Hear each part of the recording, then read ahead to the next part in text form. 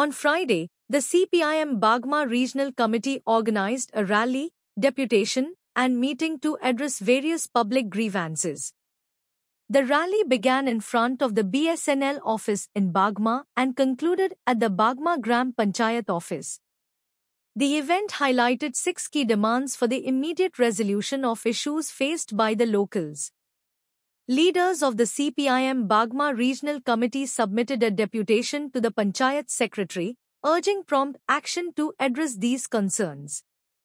The program saw significant participation from residents, reflecting their collective resolve for better governance and solutions.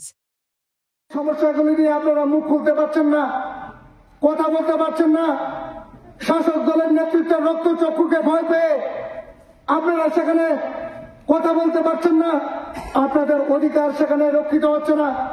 তার জন্য আপনাদের হয়ে আপনাদের কথা, আপনাদের মনের কথা, আপনাদের মনের ব্যথা সেখানে বলার জন্য ভারতের কমিউনিস্ট পার্টি, মার্ক্সবাদী সেখানে লড়াইয়ে আছে, সেখানে পথে রয়েছে।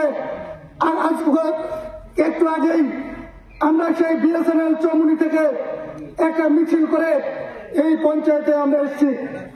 বিভিন্নভাবে সেখানে রক্তচক্ষু দেখিয়ে আমাদের যারা সিপিএম এর সমর্থক রয়েছেন, সিপিএম এর বন্ধুরা রয়েছেন, তাদেরকে ধমকি দিচ্ছেন, চমক দিচ্ছেন যে সিপিএম এর মিছিলে যদি যাও, সিপিএম এর সেখানে ডেপুটেশন যদি যাও, আগামী দিন তোমাদেরকে রেগার কাজ দেওয়া হবে না, আগামী দিন তোমাদেরকে ঘর দেওয়া হবে না, আগামী দিন তোমাদেরকে বিভিন্ন সুযোগ সুবিধা থেকে বঞ্চিত করা হবে।